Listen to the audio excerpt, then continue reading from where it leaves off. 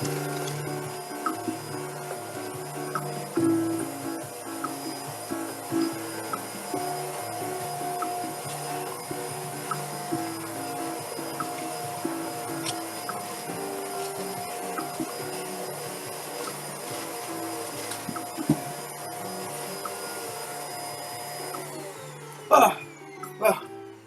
isn't only about dancing and music. Sometimes we have to do our chores. Let me just turn off the music for a second. And welcome to the reading of ABAJAM Chronicles, my first book, Two Families Lost in Time, Chapter 14, Coming to My Senses. Let's just get this out of the way.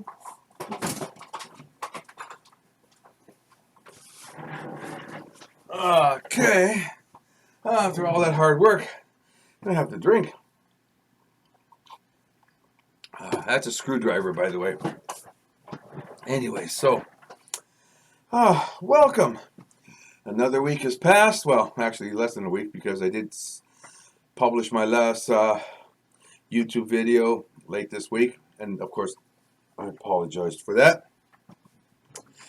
So, anyways, let's get to the reading, because there's lots more housework to be done. It is Friday afternoon for me, and by the time I finish editing it and releasing this video, should be around Sunday, hopefully. So this is chapter 14, Coming to My Senses. Oh, and by the way, I'm not Ellen.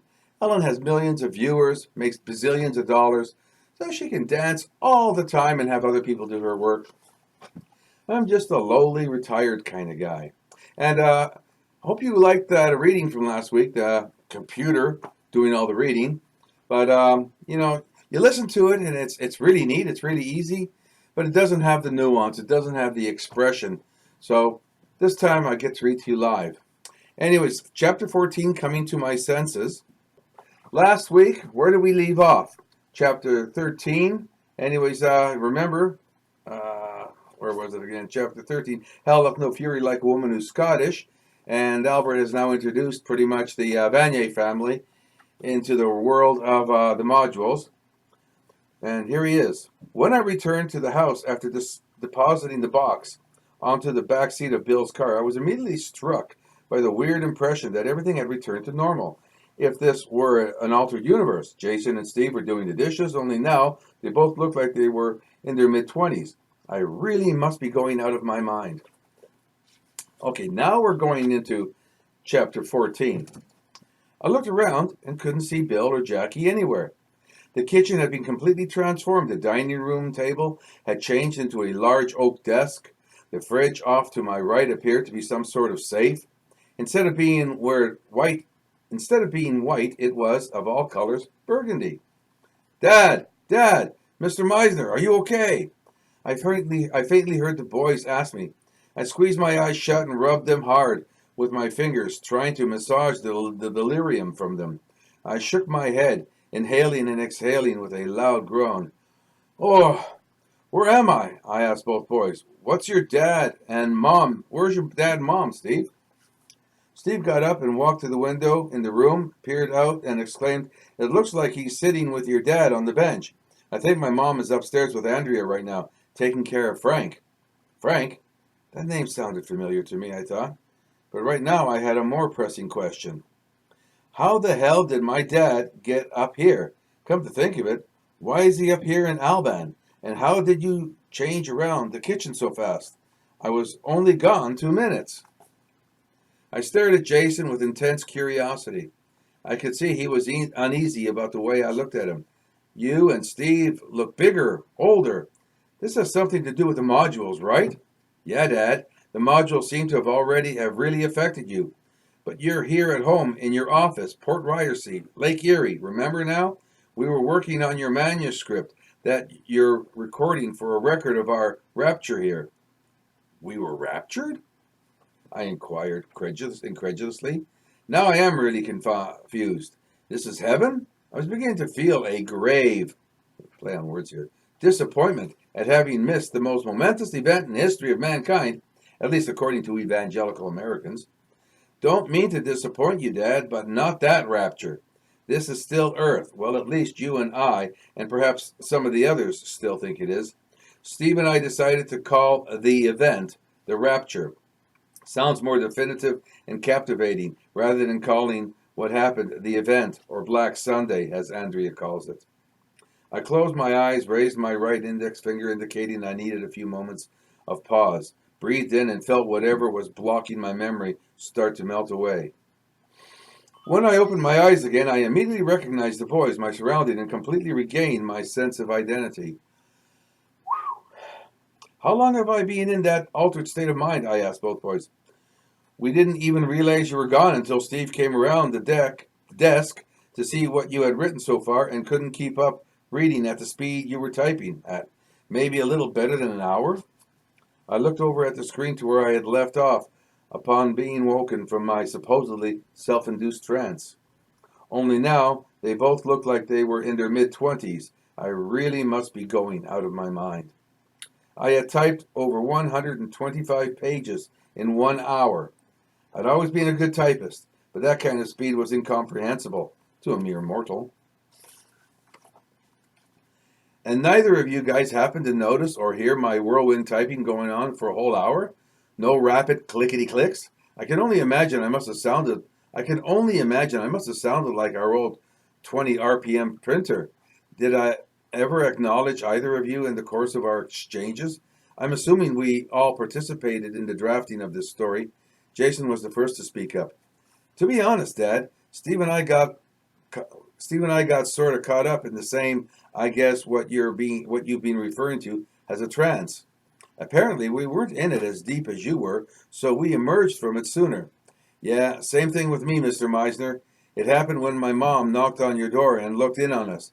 I don't remember responding to her, but she told me she was going upstairs to check on Andrea and Frank, and that what must have disrupted our trance, or vision, or whatever the hell it was.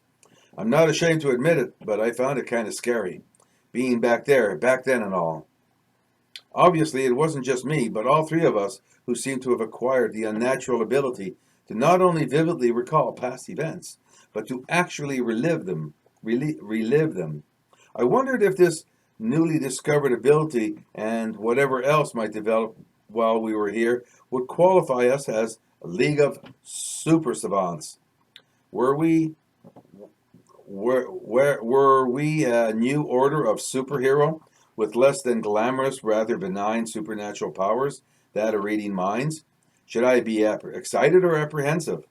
Having a sixth sense is okay, I guess, but flying or super strength would have definitely been more appreciated, especially here. I guess I'll have to sleep on it. Yeah, come to think of it, I remember mentioning I was getting tired earlier on. Boys, I'm getting tired, so let's call it a day, or 3 days to be accurate, and get back to this tomorrow, if you don't mind. Unless, of course, you have other plans.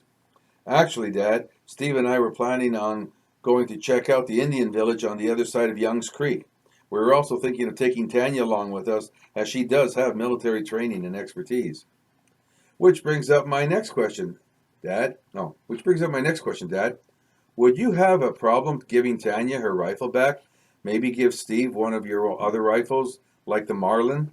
And if you don't mind, Dad, or if you don't mind, I'll take that fancy nickel engraved handgun you got me for last Christmas. We're not planning to start a war if that's what you're thinking, just being cautious and prepared, as you've always taught us. I didn't have a problem with their request for the guns, or even that they were going to reconnoiter the village near us. And taking Tanya was probably a good idea, I hoped. At the moment, she was still an undetermined equation in this whole crazy scenario. But the boys seemed to trust her, and right now my options were sorely limited, especially if it came to a fight. And as I don't have a real superpower, did I have any misgivings? Of course.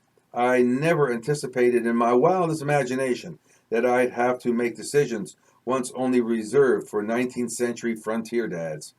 Up until recently, my life and death decisions was limited to his and his sister's demands for the car keys. What with Frank being incapacitated and occupying Andrea's full attention, Allison, Bernie, and Jackie have no use for guns. Allison's friend Thomas doesn't give me the impression he's familiar with guns. That left Bill, the boys, Tanya, and me to hold the fort, should worse come to worse. I had the firepower, just lacking the manpower, so what choice did I have? I'll have them ready for you before you leave tomorrow, I assured them. I took Jason aside before heading out the door. I suggest you review the footage of that area from our flyover the other day to determine your safest approach. If at all possible, you guys should avoid being seen. You might also want to review the proper loading procedures for your gun. It's been a while since you've gone shooting black powder with me. Also, while I'm thinking about it, I'm going to have to exhort both you boys not to discuss this knowledge with any of the others for the time being. It might add additional stress and possibly even cast unnecessary suspicions on us. I didn't bother to elaborate and left it at that. And now, if you don't mind, I'm off to bed. On my way upstairs to the master bedroom, I bumped into Jackie as she was exiting Andrea's bedroom. She shushed me, then whispered, "There's still no change in his condition," she confided, "but there's no sign of deterioration, which is very hopeful." She heaved a heavy sigh, frowned, and softly declared, "Everyone's vital signs in this strange place are so abnormal, it's hard for me to determine if he's at least making progress. All we can do for now is wait and watch." When I crawled into bed, the battery-operated wall clock indicated it was 5:15 p.m.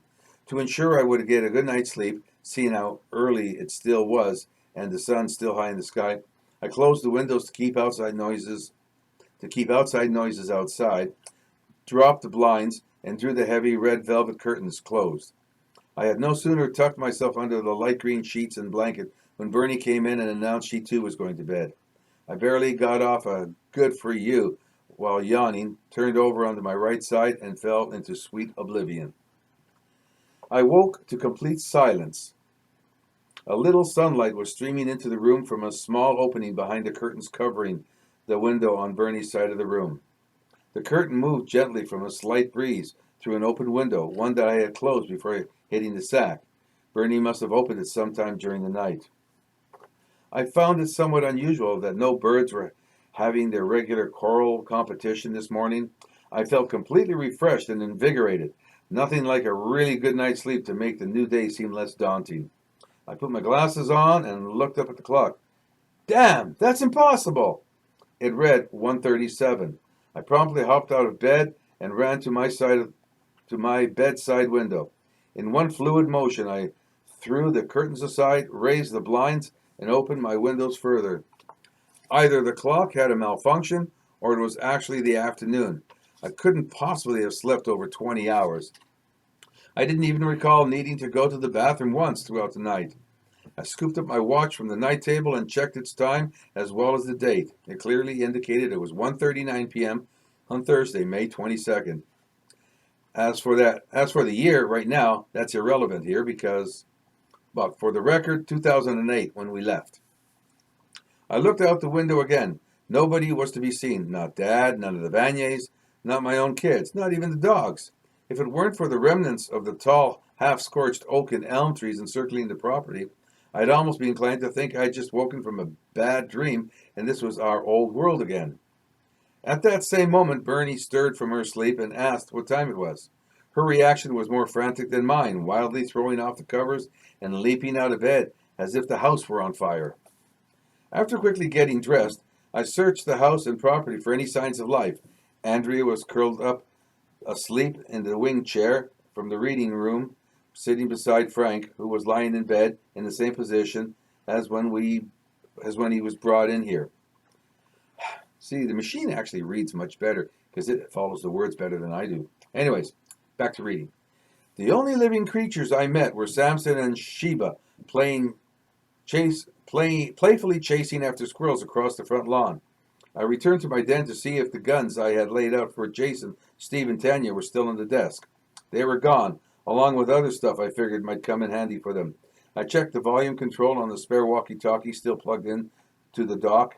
It was way up and set to squeal when called.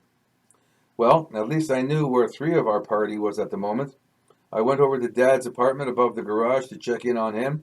As I attempted to stealthily let myself in, I was almost knocked flat on my ass by 2 anxious dogs needing to get out and play. That makes 9 so far. Peering into Dad's bedroom confirmed the presence of 12 souls. That left Bill and Jackie, Allison and Thomas unaccounted for, at least for the time being. When I got back to the house, I found Bernie in the kitchen, in a dither and overly wrought with what had transpired. She was attempting to brew some coffee, set the table for breakfast, too late for that, I thought, and get the dirty dishes in the sink washed up. Obviously, she was trying to make up for a lost day. Slow down, Bernie, I exhorted her. It's not as if we're late for an engagement. After all, we've been awake for a good 3 days. We just made up for lost sleep time. It seemed to me to be the most plausible explanation I could come up with at the moment. What about everybody else? She inquired with extreme agitation in her voice. If we were all asleep for such a long period of time, what was it, 20 or so hours? We could have all been murdered in our beds while we slept. And then she started to cry, a kind of whimpering cry. It was the kind of crying that can make a guy feel really guilty. But I couldn't argue with her reasoning, especially not while she was in this state of mind.